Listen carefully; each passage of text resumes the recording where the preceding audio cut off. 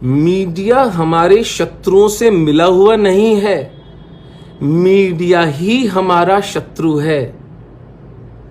मैं पिछले 10 साल से पाकिस्तानी हिंदुओं और सिखों के साथ काम कर रहा हूं। मेरी एक संस्था है निमित्तकम के नाम से, जिसमें हम लगभग 10,000 हिंदुओं को, सिखों को पिछले 6 साल में वहां से निकालने में सफल हुए हैं।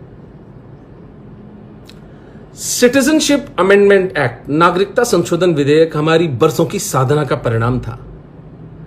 और वो एक बहुत दबे, कुचले, पिटे, सताए, रुलाए हुए लोगों के लिए एक बहुत बहुत करुणापूर्ण कदम था मोदी सरकार का। And it was very well thought out also. उसके पीछे बहुत रिसर्च हुई थी, उसके पीछे बहुत चेतना भी लगी थी, उसके पीछे बहुत अच्छा काम हुआ था जब वो लेजिस्लेशन ये सरकार लेकर आई थी। लेकिन क्या नैरेटिव चलाती है मीडिया यहां पर कि इसमें मुसलमानों को शामिल नहीं किया गया है, यानी कि प्रेडेटर और प्रे को एक पिंजरे में क्यों नहीं रखा गया है। यानी कि जितने भी हमारा जो पार्लियामेंट है, जो हमारी लोकसभा है, जिसमें जो लोग चुन के गए हैं, वे सब महामूर्ख हैं। ये वामपंथी आए हैं हमें बताने के लिए कि हम हिंदू कितने स्वार्थी हैं। हम हिंदू और सरदार, हम क्रिश्चियंस, हम बौद्ध, हम बहुत स्वार्थी हैं। हम क्यों अपनी रक्षा कर रहे हैं जिहादियों से? हम क्यों नहीं अपनी बेटियां दे देते इनको गुलछर्रे उड़ाने के लिए? ये भी कोई भला बात हुई? तो ये व्यभिचार मीडिया ने हमारे साथ किया है। ये तो एक उदाहरण है। नैरेटिव चलाया जाता है कि भारत लिंचिंग रिपब्लिक है, क्योंकि अधिक से अधिक मान लें, मैं उसको बहुत ज्यादा लीवरेज भी दे दूं तो 1 दर्जन लिंचिंग हुई होंगी इस देश के अंदर।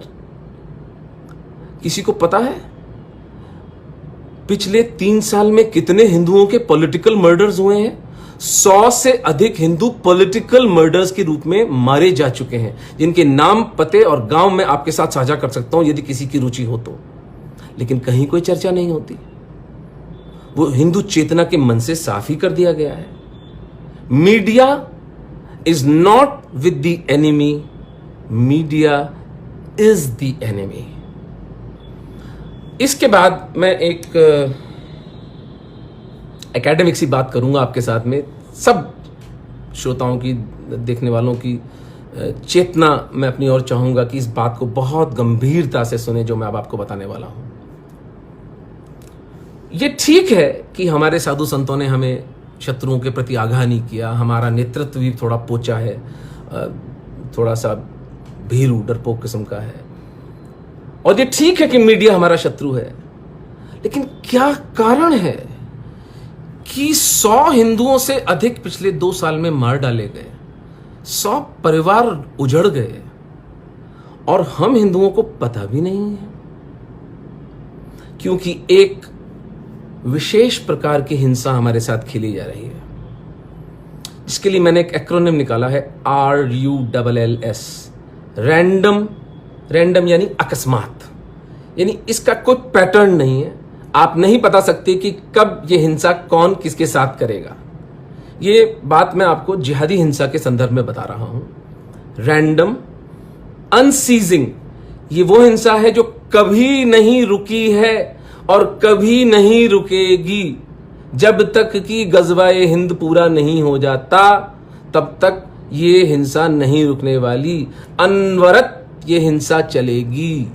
मोहम्मद बिन कासिम द्वारा राजा दाहिर का सर काटे जाने से लेकर आज तक यह हिंसा चलती आ रही है। आकस्मिक, अनवरत, लो लेवल का मतलब हुआ लघु श्रेणी की हिंसा। यानी कोई C ग्रेड का नेता वहां मार दिया, कोई B ग्रेड का एक्टिविस्ट वहां मार दिया। इसके पीछे का तर्क यह है, दुश्मन को कभी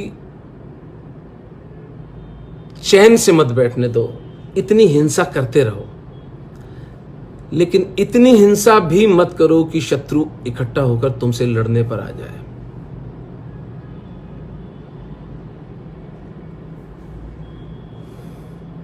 ये वो नियम है जो सबसे घातक है random, unceasing, low level, scattered. Scattered का मतलब ये भौगोलिक स्थिति से इसका कोई पता नहीं, कभी सैन बर्नार्डिनो में होती है, कभी शिकागो में होती है, कभी दिल्ली में होती है, कभी जयपुर में होती है।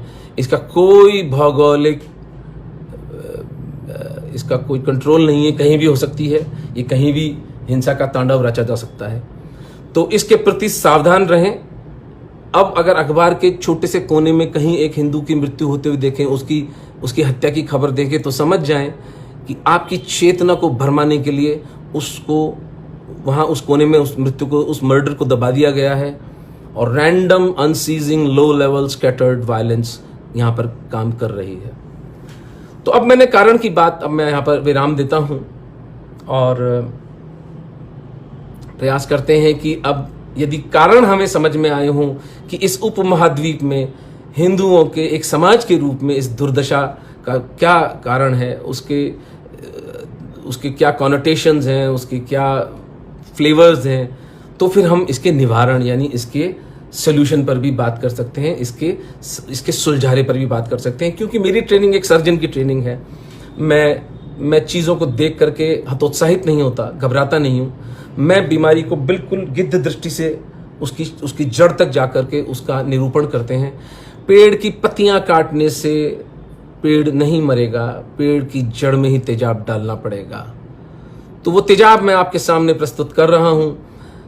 मेरे प्यारे सनातनी बंधुओं, अपने अपने घरों में, अपने परिवारों में, अपने इष्ट मित्रों से, अपनी वर्क प्लेस में, अपनी कलीग्स के साथ ये पूरे तथ्य हैं, इनको डिस्कस करें। और मैं चुनौती देता हूं अगर इनमें से एक भी तथ्य गलत हो तो मैं सार्वजनिक जीवन में बात करना छोड़ दूंगा। तो निवारण क्या है? सबसे महत्वपूर्ण काम जो हम हिंदुओं को करना है वह है सोशल मीडिया पर हमारी प्रेजेंस।